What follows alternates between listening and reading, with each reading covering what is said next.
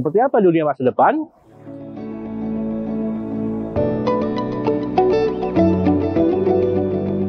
Seperti apa dunia di masa depan? Waktu bergerak semakin cepat seiring dengan perkembangan teknologi dan kemajuan zaman. Namun pendidikan akan selalu menjadi dasarnya. Pendidikan tidak akan pernah sia-sia. Dari pendidikan muncul pemikiran baru yang akan memicu perubahan. Saya Tutun Johana, selamat datang di Stay ITB.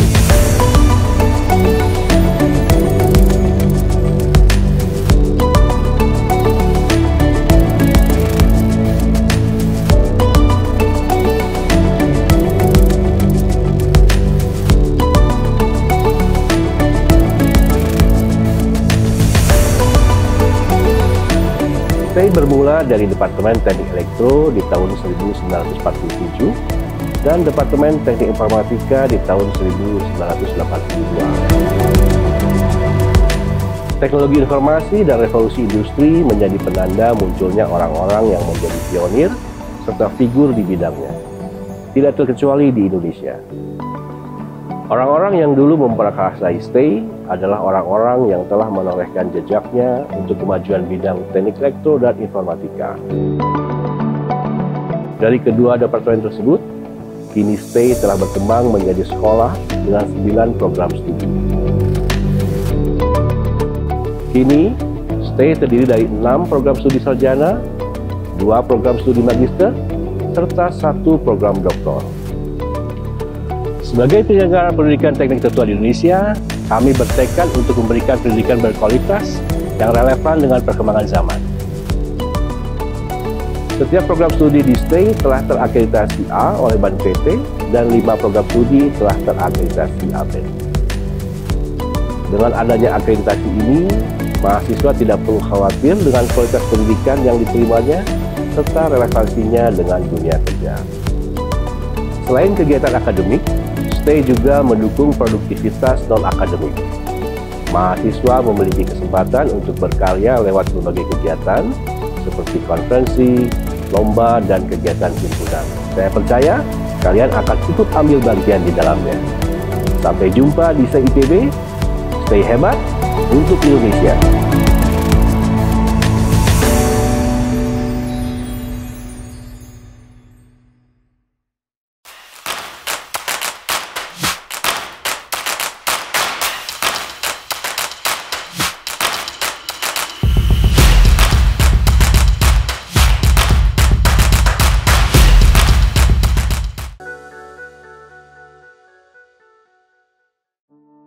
Untuk prospek kerja, teknik elektro itu luas banget, mulai dari industri, komputer, sistem, bahkan sampai oil and gas, karena semua pekerjaan, semua industri pasti membutuhkan elektrikal.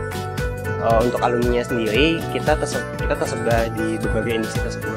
Kemudian kita juga berkerabat dekat dengan teknik tenaga listrik dan teknik telekomunikasi, jadi nggak kaget kalau banyak alumni elektro yang ada di Telkom, PLN, Migas, bahkan ada yang jadi menteri.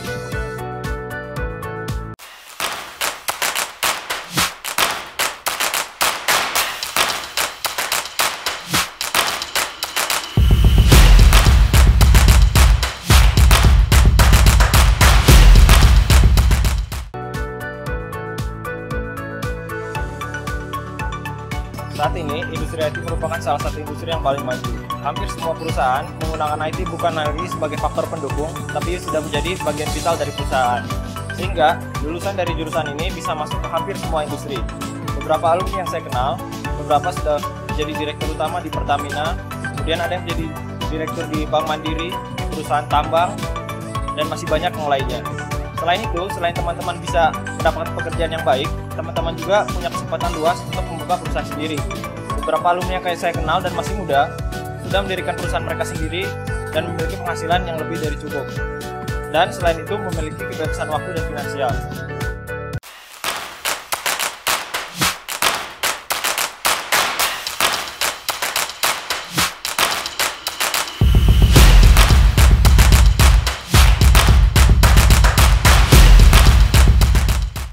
Kalau prospek kerja dulu itu yang masih jurusan-jurusan yang tahun-tahun awal itu mereka sama aja kayak anak informatika. Jadi kayak jurusannya di prospek kerjanya itu lebih ke arah kayak programmer, terus ya programmer sama teknologi informasi.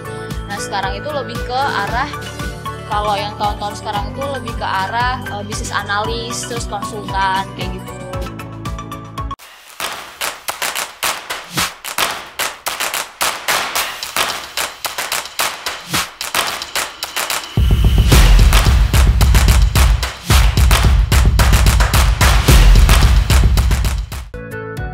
Kalau prospek kerja dari lulusan teknik tenaga listrik ini beragam ya. Tidak hanya bekerja di PLN, pembangkit listrik negara, tapi kita juga bisa bekerja di berbagai macam industri yang membutuhkan tenaga listrik. Seperti di bandara, seperti di industri-industri besar, industri minyak, industri pupuk, industri kimia, dan lain-lainnya.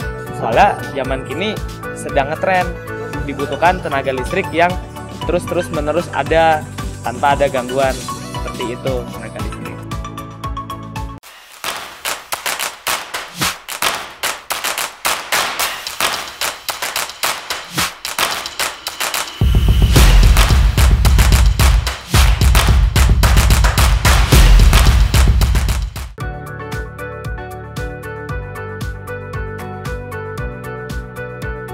Adik-adik, pasti adik-adik bakal muncul pertanyaan kan, setelah kami kuliah di teknik telekomunikasi, kami bakal kerja di mana ya?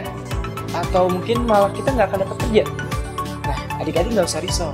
Ketika adik-adik kuliah di teknik telekomunikasi dan sudah menjadi sarjana teknik telekomunikasi, adik-adik pasti bakal kebanjiran pekerjaan. Kebanjiran lowongan kerja. Kenapa? Banyak banget loh perusahaan-perusahaan yang bergerak di bidang telekomunikasi. Teman-teman mungkin udah tahu kan, udah pada punya HP kan semua? Nah, kartunya apa aja? Punya Simpati ya? Punya Simpati. Itu tuh perusahaannya apa sih? Telkomsel kan? Terus punya apa? Ada lagi nggak? M3. M3 itu punya siapa? Indosat, perusahaan telekomunikasi. Atau teman-teman mungkin langganan internet gitu ya, Speedy di rumah. Telkom kan itu, perusahaan yang punyanya itu Telkom. Dan banyak lagi perusahaan-perusahaan yang bergerak di bidang telekomunikasi, baik operator ataupun vendor. Nah, kalau misalnya teman-teman nggak dapat kerjaan nih di perusahaan telekomunikasi, teman-teman nggak usah risau juga. Karena perusahaan-perusahaan yang bahkan nggak ada kaitannya sama sekali dengan telekomunikasi, itu perlu anak-anak telekomunikasi. Buat apa? Nah, zaman sekarang itu kan semuanya udah, sumbernya tuh udah, pertukaran data tuh udah segala internet kan. Dikit-dikit kirim email, dikit-dikit kirim email lewat internet. Nah, anak-anak yang expert di bidang itu untuk membangun jaringan dalam sebuah perusahaan, untuk membangun jaringan komunikasi dalam sebuah perusahaan, itu ya anak-anak telekomunikasi. Seperti itu. Jadi nggak usah risau ya. Kalian kerja di mana? Banyak kok contoh-contoh alumni kita yang udah sukses di mana-mana.